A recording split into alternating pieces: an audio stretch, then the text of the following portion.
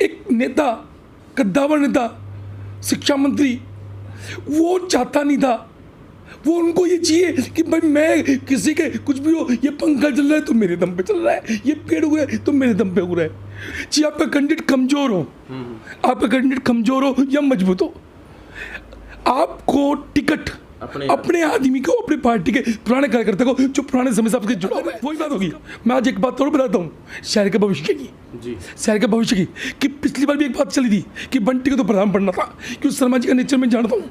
शर्मा जी अंदर अंदर टेंशन ज़्यादा लेते हैं, वो टेंशन बहुत ज़्यादा लेते हैं। रामजीवन मित्तल जी है, सुधीर दीवान जी है, रमेश बोरा जी है, अमित मिश्रा है, जेपी सैनी है, नरेंद्र खन्ना है। जो मैं कोई रमेश सैनी की बुराई नहीं कर रहा, मैं किसी दूसरे की बुराई नहीं कर रहा, मैं ये कह रहा हूँ कि जो आम जनता के अंदर एक धारणा है, मैं देखता हूँ रमेश बोरा जी, लीला बोरा, कम से कम 30 साल से शर्मा जी के चौक पर मीटिंग होती थी, दरी वो बिछाते थे।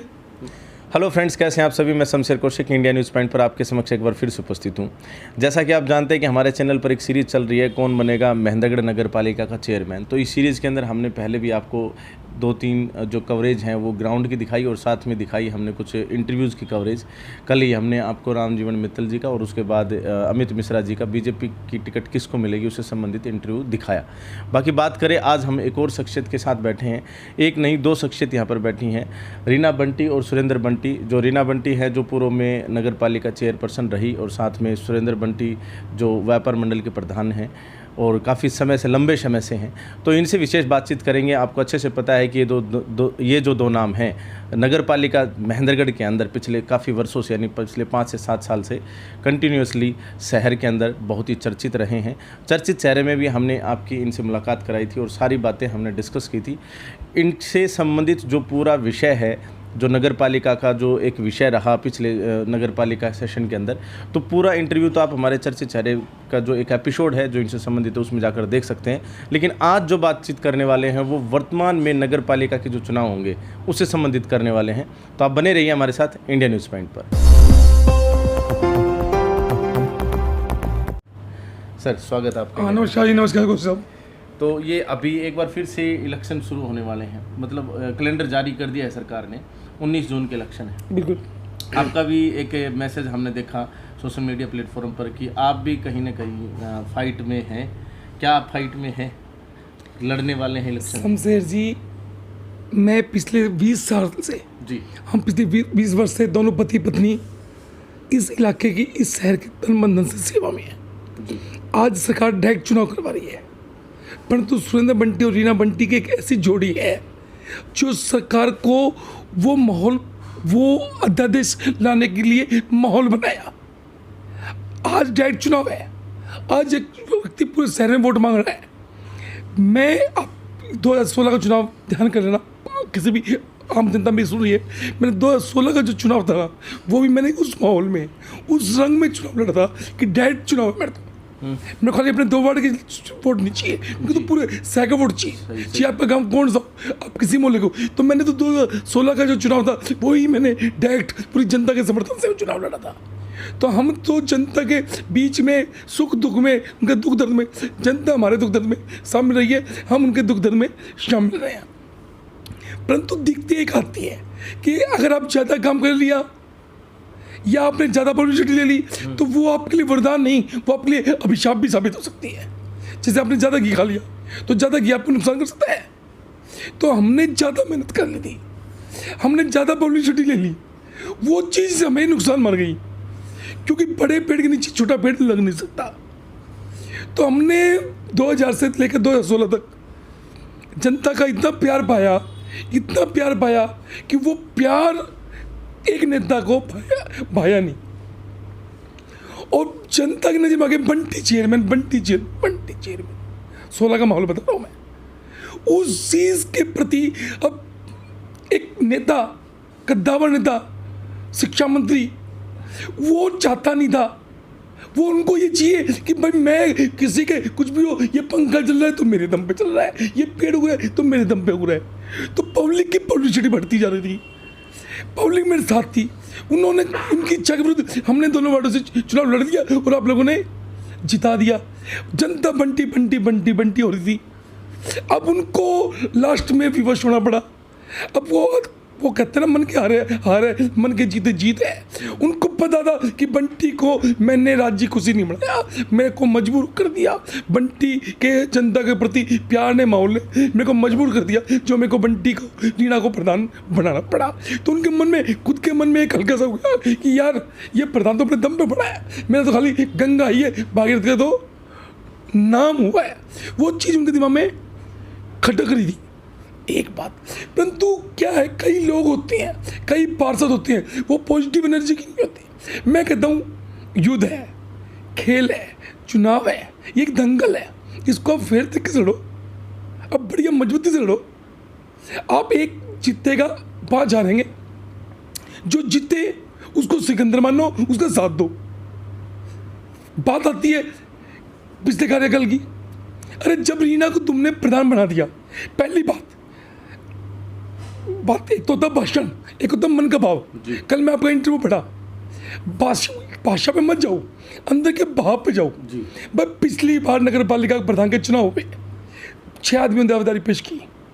रमेश बोरा बोला मैं प्रधान बनूंगा, अमित बसरा बोला मैं प्रधान बनूंगा, जेबी सैनी की मिसेज जेबी बोला मैं प्रधान बनूंगी, कमलेश ताल बोली प्रधान मैं बनूंगी, देवेंद्र सैनी बोला प्रधान मैं बनूंगा, 5। और हम बोले प्रधान हम बनेंगे। शर्मा जी हमें बनाना नहीं चाहते। लास्ट में क्या मामला हुआ, क्यों हुआ? हमने कोई गोली तो किसी कनपट्टी पे गोली तो लगाई नहीं कि मेरे को प्रधान बना। हमने किसी के कनपट्टी पे गोली थोड़ी लगाई थी। हमने तो कहा भाई हमें प्रधान, हमने हमारी स्ट्रॉन्ग अपील की। अपील होती है 2 तरीके की, एक तो अपील होती है गवर्नमेंट की और एक अपील होती है स्ट्रॉन्ग। सुरेंद्र बंटी हमेशा स्ट्रॉन्ग अपील करता है, या तो अपील करता है तो सुरेंद्र बंटी मजबूत स्ट्रॉन्ग अपील करता है। वो ड्रामा, नकली ड्रामा मेरे को नहीं आता। तो हमने स्ट्रॉन्ग अपील की। मैंने कह दिया था मैं प्रधान बनूंगा, 2016 का था। चीफ राज्य खुशी बनाओ, चीफ भी राज्य छोड़ो, हो सकता नहीं बन पाए, बाकी मैं अपनी लास्ट तक कोशिश करूंगा प्रधान बनने की। इन बच्चों ने भी दावेदारी पेश की। कैसी दावेदारी पेश की? क्यों लास्ट में मैदान छोड़ा? या तो उनको छोड़ना नहीं चाहिए। मैं उनको नहीं कह रहा, उनको ये नहीं कह रहा तूने क्यों छोड़ा, अगर उन्होंने त्याग किया है, हो सकता है उन्होंने त्याग किया है, उन्होंने मेरे प्रति त्याग कर दिया कि चलो बहन पहुँच बनने, तो उसको नेगेटिव में नहीं लूँगा मैं कि उन्होंने सरेंडर कर दिया, मैदान छोड़ कर भाग गए। कहते त्याग में छोड़ना पड़ता है। उन्होंने त्याग में छोड़ा या कायरता में छोड़ा? उन्होंने मैदान छोड़ा, 5 दावेदार मिश्रा ही सारे त्याग छोड़ा मैदान। मैं मानता हूँ त्याग में छोड़ा। मैं उनको उनका सम्मान करता हूँ, उनका धन्यवाद करता हूँ कि उन्होंने पिछली बार मेरी मिसेज को प्रधान बनाने के लिए उन्होंने त्याग कर दिया। परंतु जब उन्होंने त्याग कर दिया तो कम से कम को पहली मीटिंग में तो आना चाहिए था। बाहर में कहते बंटी का अड़ियल स्वभाव, बंटी का ये स्वभाव। अरे हमने कोई जबरदस्ती की थी आपसे? आप पहली मीटिंग में तो आते। मैं उसको अड़ियल कह लो या मजबूत कर लो या सच्चाई कह लो, पर मैंने कोई चीज़, आप मैं इस मकान में बैठे हो और मकान के मैंने आपसे 1 करोड़ मांगे, आपने मकान के मेरे को पैसे दे दिए, तो मेरे को मकान खाली करना पड़ेगा। आपको कुछ चीज़, आपको राइट है, आपको कोई राइट है। भाई मीटिंग, रीना को आपने प्रधान बना दिया त्याग में या कायरता में। जब रीना को आपने प्रधान बना दिया तो रीना मीटिंग बुला रही है, अब मीटिंग में नहीं आ रहे। चलो आपको कोई काम हो गया होगा, उसको हम पॉजिटिव पकड़ते हैं। भाई आपको कोई काम हो गया था, आप नहीं आए मीटिंग में, कोई बात नहीं, बताओ। एक मीटिंग में कई बार नहीं भी आता, आपने मीटिंग की शिकायत क्यों कर दी? आप मीटिंग में आए नहीं, मीटिंग की शिकायत कर दी। अब बात मैं कहूँगा क्यों नहीं आया, मैं आपसे पूछूंगा भाई आप मीटिंग में क्यों नहीं आए, तो वो अड़ियल स्वभाव हो गया। अड़ियल मेरा अड़ियल नहीं है, मेरा स्वभाव है सच्चाई का, मेरा स्वभाव मजबूती का, और आपका स्वभाव है नेगेटिव का। आपने मजबूरी बस रो के मेरे को प्रधान बनाया, किसी दबाव में प्रधान बनाया, त्याग में बनाया, कायरता में बनाया, तो आप उसके बाद मेरी मीटिंग को फेल क्यों कर रहे हो? मेरी मीटिंग नहीं, सिस्टम की मीटिंग, शहर की मीटिंग, समाज की मीटिंग। मैं तो आपके मीडिया के माध्यम से एक बात कहता हूँ कि जनता प्रधान किसी को बनाए, पर प्रधान बनाए पॉजिटिव आदमी को, जो अपने हक की लड़ाई लड़े। उसका आज प्रधान के दावेदार जो भी है सबका राइट है, एक बात आदमी प्रधान बनेगा, परंतु जो आदमी जनता ने चुनकर जैसे तैसे प्रधान बना दिया उसको साथ देना है। चीज के बराबर मान लो मैं प्रधान, मैं खड़ा हूँ, मैं हार गया या कुछ भी हो गया तो आप जीत गए, तो मेरे को आपको साथ देना चाहिए। आज अमित मिश्रा चुनाव लड़ता है, मान लो अमित मिश्रा को बीजेपी की टिकट मिल गई, रमेश बोरा को टिकट मिल गई और रमेश बोरा प्रधान बन जाता है, निर्णय करना प्रधान बन जाता है, तो मेरे को मान लो मैं मार्शल बन जाता हूँ या आम आदमी, तो मेरे को उस प्रधान का साथ देना चाहिए। चुनाव आएंगे फिर मैं उसके खिलाफ हो जाऊंगा। जी। अच्छा, मैं प्रधान जी आपसे रिक्वेस्ट करूंगा कि क्या करें, संक्षिप्त शब्दों में थोड़ा सा आंसर करने का कोशिश करें, क्योंकि इससे संबंधित जो है बहुत सारी बातचीत हम प्रीवियस इंटरव्यूज़ में कर चुके हैं। तो अभी जो माहौल चल रहा है, इस समय चुनाव लड़ने की प्रक्रिया जारी है, तो क्या आप भी फाइट कर रहे हैं? ये मेरा सवाल है। हाँ, बिल्कुल आपका सवाल है। मैं आपको वही उसी विषय पे आता था हाँ जी। कि हमारे प्रधानमंत्री बाद एक सिस्टम ने, इन 5 मेंबरों ने और मंत्री ने हमें बार बार कभी विश्वास प्रस्ताव में, कभी मीटिंगों में ना कर, कभी टेंडर की शिकायत करके, कभी डीसी से टेंडर को आकर, कभी हमें डिस्क्वालीफाई करके हमें परेशान रखा। हमारे खिलाफ 27 एफआईआर हुई। अच्छा, अभी अब सारी एफआईआर होगी, 27 एफआईआर हुई। हाँ, और 26 एफआईआर कंप्लीट रद्द हो चुकी है, और लगभग सभी एफआईआर में जो झूठे शिकायत करते थे उनके खिलाफ 182 बन चुके हैं। एक एफआईआर लास्ट में बची हुई है, और वो भी कैंसिलेशन के एंड तक पहुंच चुकी है, और उनको इनकी कोशिश है कि उसको उल्टा मोड़े, उस एफआईआर को उल्टा मोड़ने की तैयारी है कि हमें गिरफ्तारी हो।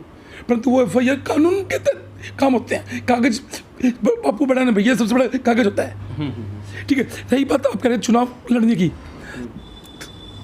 हम 20 साल से पब्लिक के बीच में, और 20 साल तक आगे भी चुनाव लड़ पाए या नहीं लड़ पाए, हार या जीते, हम जनता की सेवा में रहेंगे। परंतु इनको जनता की ताकत का पता है, इन लोगों को जनता की ताकत का पता है।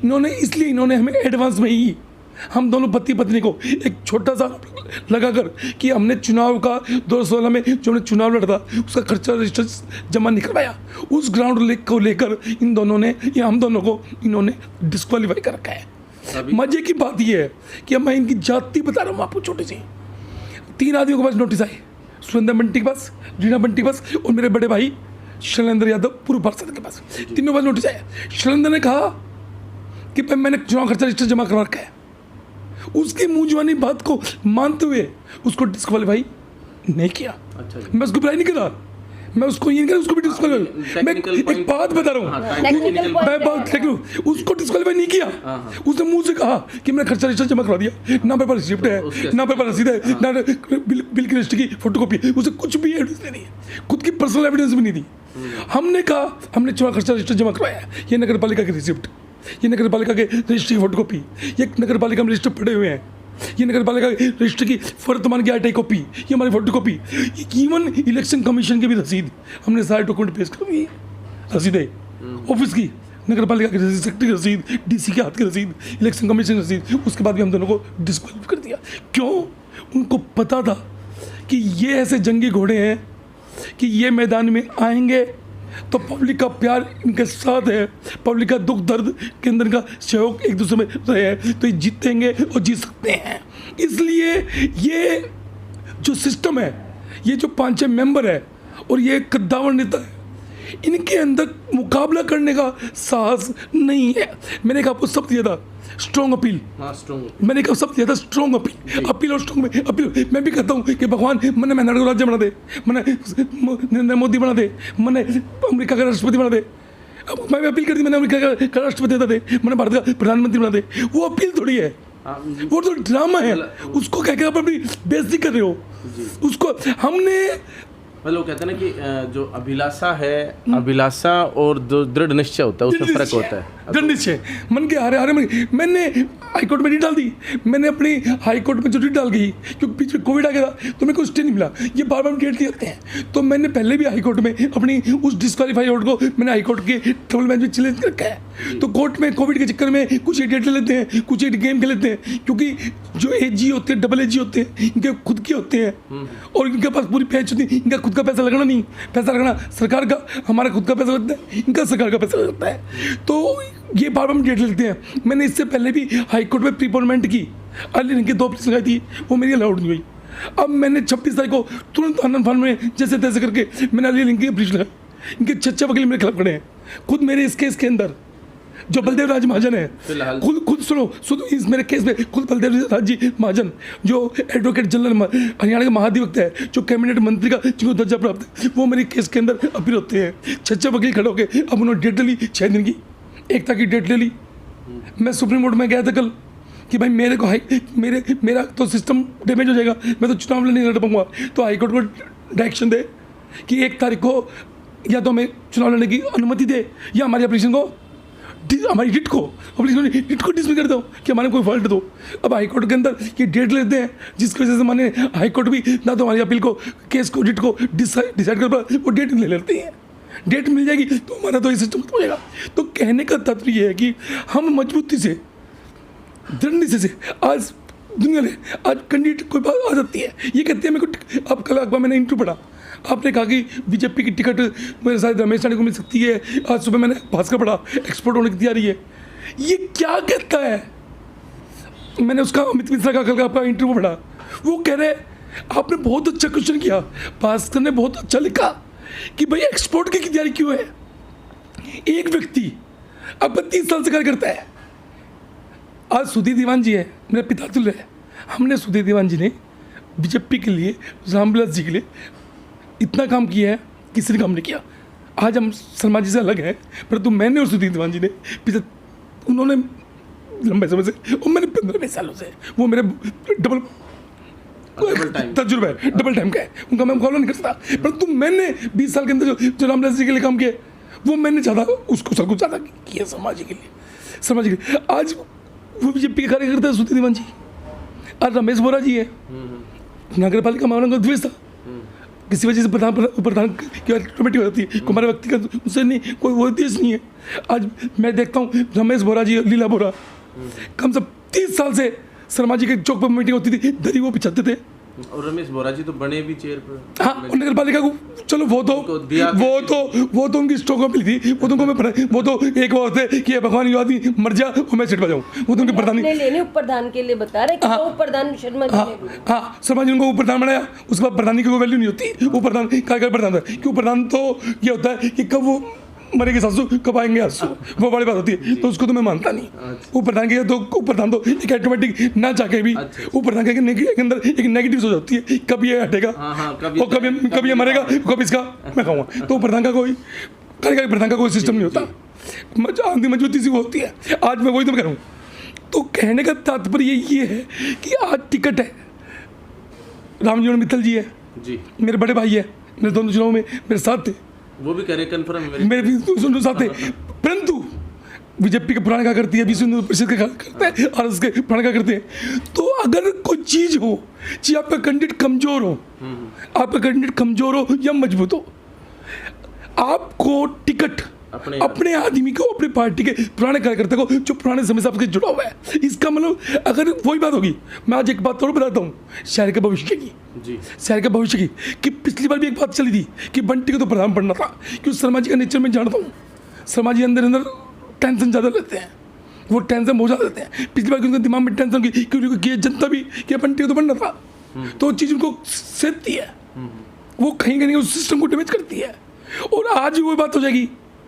आज बीजेपी के 4-5 चेयरमैन है, मेरे बड़े भाई रामजीवन मित्तल जी है, सुधीर दीवान जी है, रमेश बोरा जी है, अमित मिश्रा है, जेपी सैनी है, नरेंद्र खन्ना है, जो भी है। अगर मैं आप ये देखो ना पुराने कार्यकर्ता कौन है, मैं कोई रमेश सैनी की बुराई नहीं कर रहा, मैं किसी दूसरे की बुराई नहीं कर रहा। मैं ये कह रहा हूँ कि जो आम जनता के अंदर एक धारणा है कि जैसे कल जो पार्टी टिकट देगी वो मानेंगे, बिल्कुल मानोगे, अमित मिश्रा ने कहा बिल्कुल मानोगे। परंतु कम से कम आप स्ट्रॉन्ग तरीके से बीजेपी की टिकट की स्ट्रॉन्ग अपील कौन कर रहा है? बीजेपी की टिकट की स्ट्रॉन्ग अपील सिर्फ एक व्यक्ति कर रहा है, एक व्यक्ति नहीं, रामजीवन, और कोई बीजेपी की टिकट की स्ट्रॉन्ग से अपील नहीं कर रहा। मैं एक बात ये भी आप लो, बीजेपी के 200 आदमी अपील कर रहे हैं, 200 आदमी टिकट मांगने लग रहे हैं। परंतु बीजेपी की टिकट की अगर कोई स्ट्रॉन्ग मजबूती से कोई अपील कर रहा है ना, तो वो स्ट्रॉन्ग अपील सिर्फ रामजीवन मित्तल की मानी जाएगी। टिकट बीजेपी किसी को भी दे, ठीक हो। तो मेरा कहने का मतलब है कि स्ट्रॉन्ग अपील तो करें ना, इन्होंने स्ट्रॉन्ग अपील, ये स्ट्रॉन्ग अपील तो कर नहीं सकते, ये स्ट्रॉन्ग काम का विरोध कर सकते हैं। इन मेंबरों को स्ट्रॉन्ग अपील नहीं करनी जाती पहले, ये स्ट्रॉन्ग विरोध कर सकते काम का। और मेरे को तो टिकट तो हम किसी पार्टी का मांगते ना, तो कोई पार्टी थे। रही बात अनुमति की, अगर मेरे को हाईकोर्ट अनुमति देता है तो मैं जनता के प्यार से चुनाव लड़ूंगा। मैं खुद की एक टिकट हूँ जनता की। तो मैं तो कहता हूँ कि जो आज भावी दावत कौन है स्ट्रॉन्ग अपील में, कौन है कैंडिडेट, कौन है candidate? Ramesh Saini, candidate Ramjivan Mittal, candidate Naveen Yadav, candidate Vijender Yadav, candidate Sundar Bunty की टिकट परमिशन मिल जाती है, तो कैंडिडेट भूपेंद्र। तो ऐसे कैंडिडेट बनाओ ताकि पार्टी में आपको टिकट देने के लिए सोचना पड़े 3 बार। अब पार्टी के अंदर मजबूती दो ना। ये जो सारे ये जो 5-6 दावत है, ये स्ट्रॉन्ग अपील जीवन को छोड़कर स्ट्रॉन्ग अपील क्यों नहीं कर रहे, स्ट्रॉन्ग मजबूती क्यों नहीं कर रहे? तो ये ड्रामा कर रहे हैं, ये नाटक कर रहे हैं। इनको खुद को पता है, शर्मा जी को पता है कि इनका क्या ग्राफ है। ये जो सिस्टम है, ये रमेश बोरा, जेपी सैनी, मिश्रा, खन्ना, इनको पता है। अरे तुम एक बार ये तो कहो कि हम टिकट लेंगे भाई, शर्मा जी हमें टिकट, इनको एक बात करनी तो कहे ठीक है शर्मा जी का जो आदेश होगा फाइनल होगा, परंतु उनको एक बात तो करनी चाहिए कि भाई शर्मा जी का दायित्व बनता है टिकट दे हमें। अगर हम शर्मा जी हमें टिकट नहीं देते हैं, ठीक है हम उनकी बात मानेंगे, बाकी शर्मा जी की गलती है, पार्टी की गलती है कि पार्टी अपने प्लान, फिर तो आगे पार्टी का करते टूट जाएंगे। पार्टी का कार्यकर्ता लंबा क्यों बनेगा? आज इनेलो पार्टी है, बीच में चौटाला साहब जेल में चले गए 10 साल जेल में जाने के बाद भी उनका कार्यकर्ता नहीं टूटा। क्यों नहीं टूटा? कि वो पहले अपने कार्यकर्ता को तवज्जो देते हैं। जो कार्यकर्ता उनका कमजोर हो, जो मजबूत हो। हारना बुरी बात नहीं है, हारना बुरी बात नहीं है, परंतु आप हारो भी तो कम से कम ये तो कहे कि भाई ये खिलाड़ी ने जोर अच्छा मारा, इससे अपना प्रयास बहुत किया, और ये नहीं कहे कि तो मैं तो भाई हारो पड़ो तो रे। तो मैं इन लोगों से कहता हूँ कि हमें ग्राउंड में रहे, हमें मैदान में आने दे, क्यों सरकार है, इनका पावर है, सिस्टम है, तो हमें ग्राउंड में क्यों नहीं आने दे रहे? ग्राउंड में आए तब जनता दिखाएगी क्या ताकत है, किस क्या है क्या नहीं है। जी अच्छा, एक सवाल और लास्ट, फिर उसके बाद कवर करेंगे। विशेष ये है कि जैसे आपने अभी बताया कि ग्राउंड में आने दें और फिर जनता दिखाएगी।